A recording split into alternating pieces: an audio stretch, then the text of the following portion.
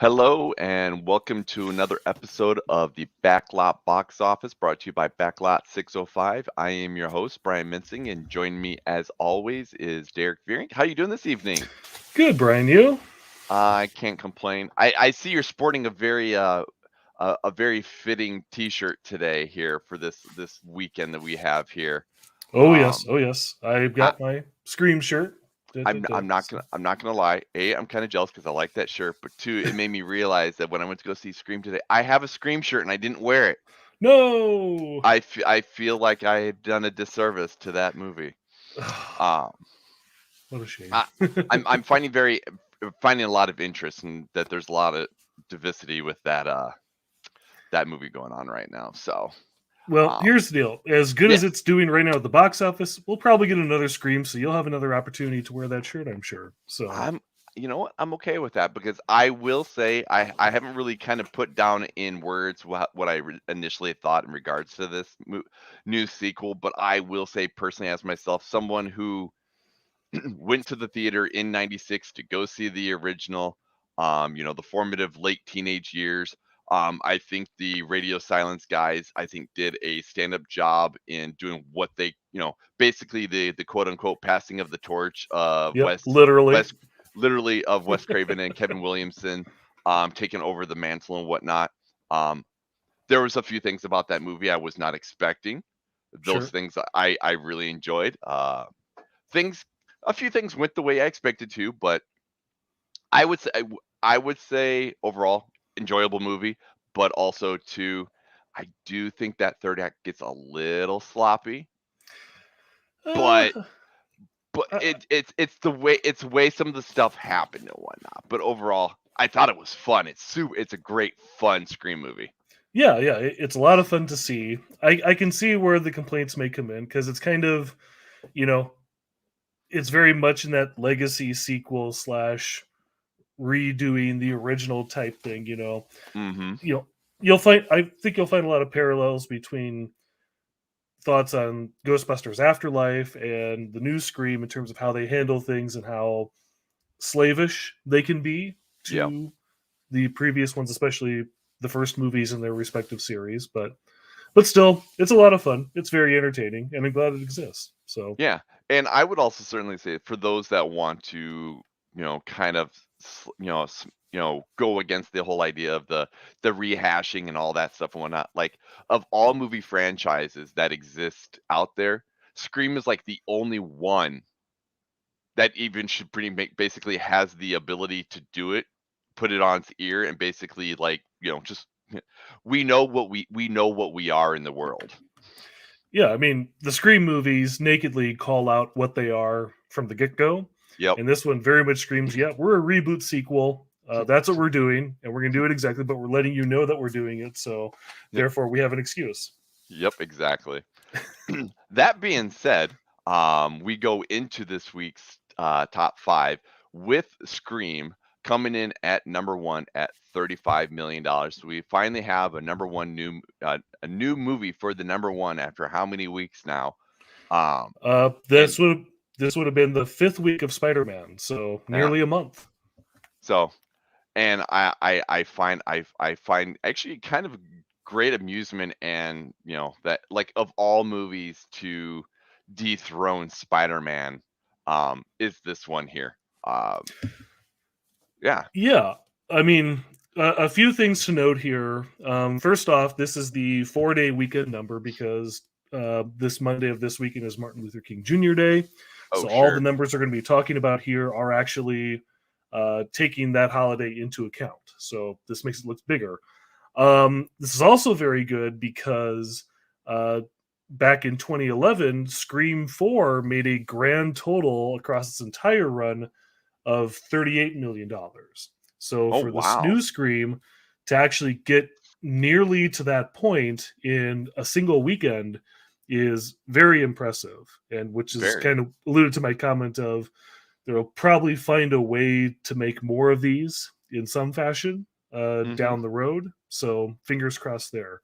Um, and it's also funny because in past years, the Martin Luther King Jr. weekend has kind of been the weekend of long delayed sequels, because 2 years ago on this weekend we got Bad Boys for Life, Right. another well overdue sequel. The year before that was the weekend of Glass, which of course was the sequel to Split, but also the nearly 20 years in the making direct sequel to Unbreakable. So this tends to be a big kind of weekend for old and venerated franchises, but certainly they keep finding the right ones to put out here because they do very well, and Scream Hmm. will not be an exception. So Yeah.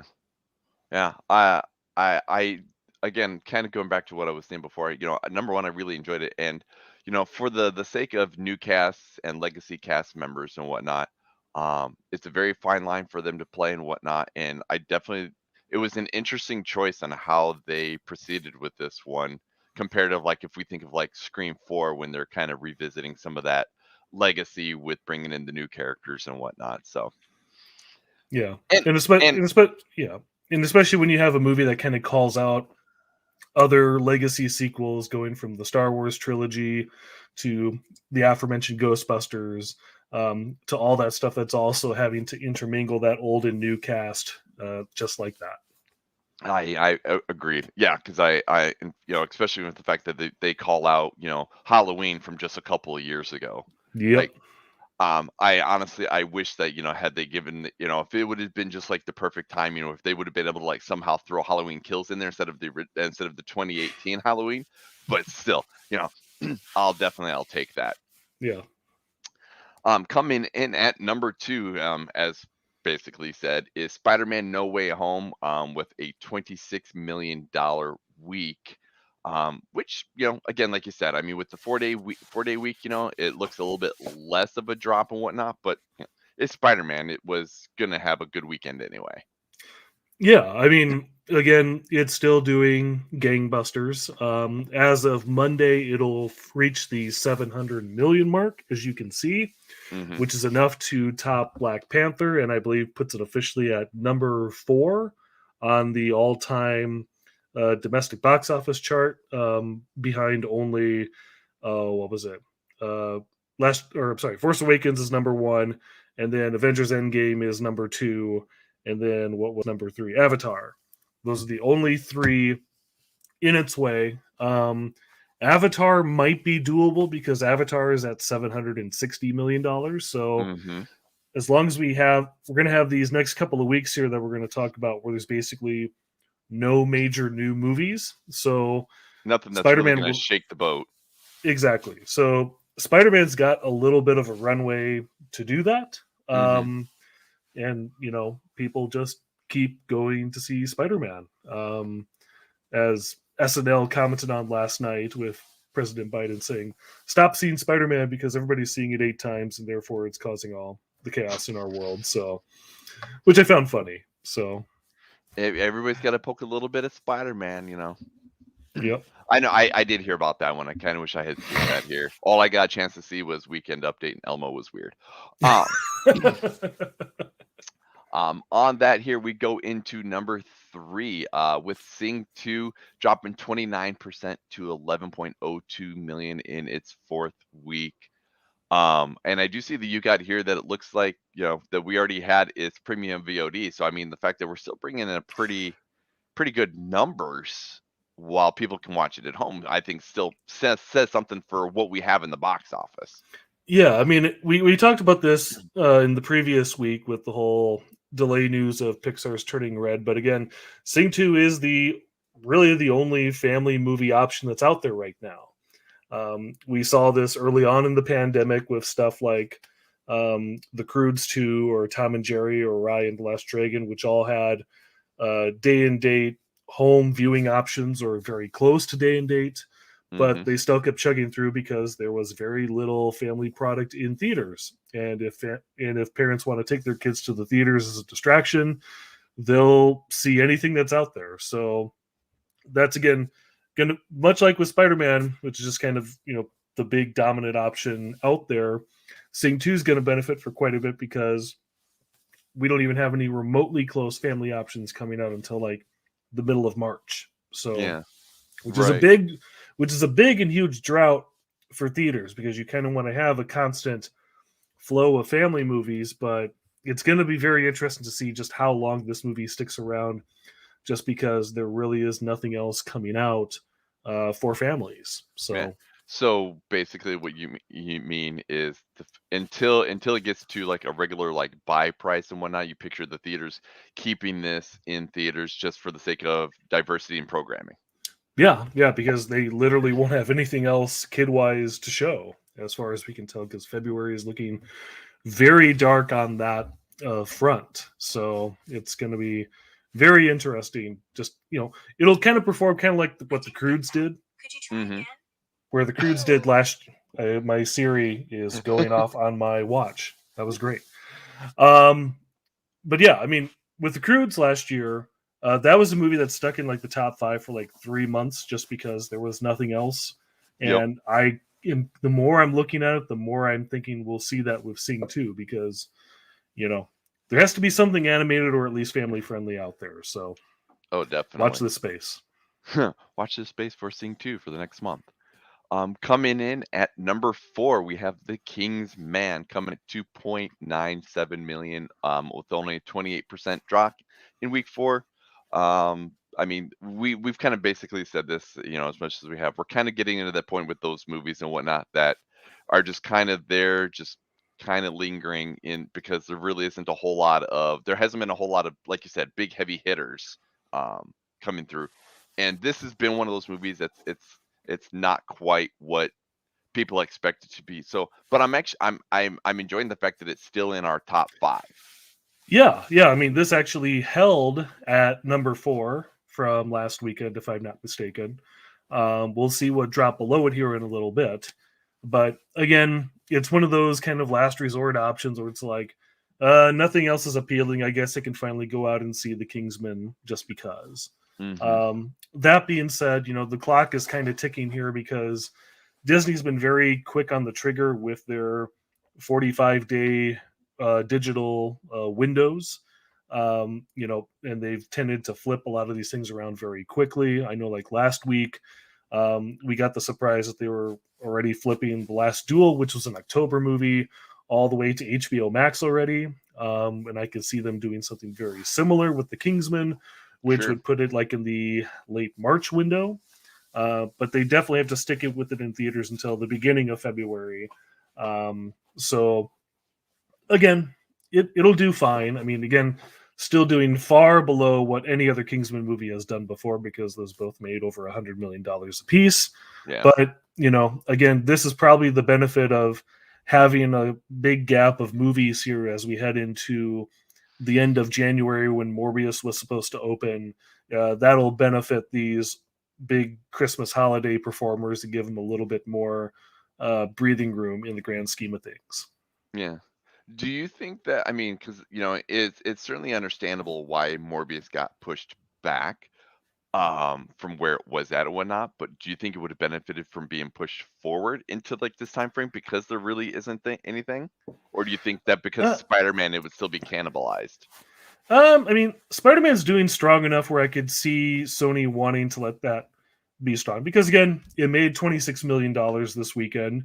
Hmm. It would have dropped quite a bit if they had put Morbius out here. But also, Scream was one of the more interesting things, because they set this release date well over a year ago of Hmm. January 14th, 2022. And through the whole scheme of COVID, that date has not budged on screen. One of the very few movies I can think of that hasn't had a shifting release date during this whole COVID pandemic. So the fact that Paramount stuck very hard to this one, even as they have moved around everything else, like A Quiet Place 2 and all their Tom Cruise movies, um, they didn't want to let Scream go, and it's paying off for them, actually. So, yeah. Well, maybe that But means maybe Paramount won't be moving around Tom Cruise. Just be like, say, you just gotta suck it up, bud. yep. I mean, we'll find out here, like I said, on our 2022 box office preview, which dropped last week. We'll know very soon, like around Super Bowl time, if they're actually going to stick with that Memorial Day window for Hmm. Top Gun 2. Fingers crossed. Let's finally get that done, just so we can get it out there. Let's Come just on, get Tommy it out boy. there. Yep, exactly. Coming in at number 5, the 355 at 2.81 million, taking a almost 50% drop in its second week. So I mean, I'd say that's a pretty big drop for the way the rest of this weekend has been looking for the holiday. Yeah, this is going to suffer because again, this is a movie that opened last weekend, so you're going to have that new release front loading. You're going to have those extra Thursday previews in here, Hmm. all that stuff that's going to contribute to a big number in its opening weekend, but just goes down a little bit after that. Again, this opened above the Kingsman last week. Now the Kingsman is actually above it this week, so it is fading fast. But again, it's a Universal movie as well, so that means it's going to VOD after 3 weeks. So a week from this Friday, that's when you'll be able to actually watch it digitally as a $20 rental. But that's just how it goes. And then, as we talked about last week, it'll be streaming on Peacock by the end of February. So, these movies move fast in the digital space. And I think the more that people, obviously, the studios are going to be very tight lipped on, what their digital release plan for every single movie is because Right. they want to get those theatrical dollars. But for these lower tier movies, there's going to be that understanding and assumption that yeah, it's going to be available to watch at home very quickly. So, particularly enthused by it, you can just wait it out. Yeah, definitely. All right, here. So then that gives our top five is number one, Scream at $35 million. Number two is Spider-Man No Way Home, finally getting dethroned at $26 million. Sing 2 comes in at third, $11.02 million. The King's Man comes in number four at $2.97 million. And the 355 comes in at number five at 2.81 million dollars. So more than likely, I'm guessing we're gonna have a little bit of a change up probably next week, probably, maybe. Well, not necessarily, because there are movies that I have listed for next weekend on Hmm. the slide, but I don't expect any of these to actually do any business, or at Anything least to any to much. rock the boat a little bit? Yeah. The one that might do it, Universal has a movie called Redeeming Love. It's a faith based period piece romance based on like a Okay, novel from the 90s. Oh, what is it about? I believe it's about a woman who's in prostitution that meets a dude who, you know, redeems her in some sort. It's got people like Famke Jensen and Logan Marshall Green in it that's in right. smaller Yes, roles. From director DJ Caruso, who gave us Disturbia and Eagle Eye, and most recently, I kid you not, Triple X Returning Xander Cage.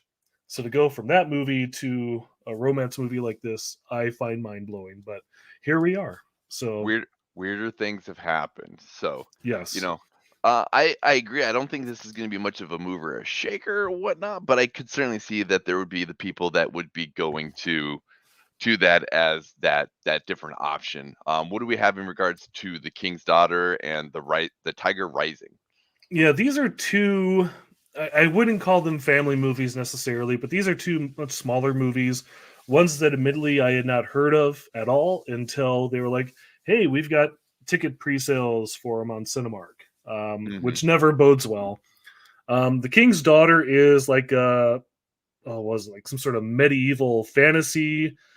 Pierce Brosnan is playing King Louis the 14th, and Kaya Scolodario plays the titular king's daughter, who discovers a mermaid played by Fan Bingbing. It's also got like William Hurt and Julie Andrews doing narration. Um, it's a really weird movie, namely because as I was doing my research, I found that this movie was filmed in 2014. Oh, And so it's one of those ones been really sitting on the shelf. yeah, and yeah, one that I just totally not heard of, but Cinemark has tickets on sale for it, and it opens Thursday night, and so forth. And then the other movie, The Tiger Rising, it's a family movie about a young boy who finds like a tiger, and I think they raise it as like a pet. It's got Dennis Quaid in it. It's got Queen Latifah, Catherine McPhee.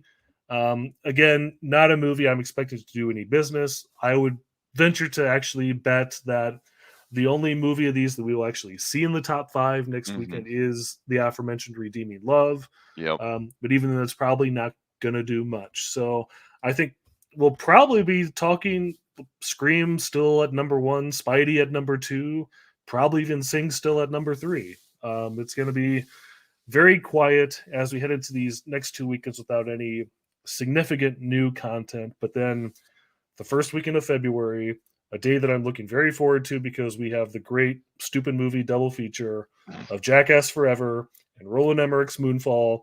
It's going to be great. It's going to be brilliant. It's going to be really stupid and dumb, but really fun. So we just have to Those get to are that point. those are coming out the same day. The same day. And I'm actually going to Oh, watch them back to back Thursday night when they open for maximum dumbness. oh, that is a fantastic. That is the double feature. That is the double feature that I didn't know that I needed. And this is Yep. coming from a guy that's never watched a single Jackass movie, but I tell you what, for some stupid reason, that preview, every time, and they showed a modified trailer in front of Scream that made me more intrigued to watch that Jackass Forever even more now. The one thing I will say is Jackass movies are great movies to see with a big crowd, a big audience. I saw the last 2 Jackass movies, Jackass 3D and Jackass Bad Grandpa, both with packed opening night crowds, and we laughed our butts off.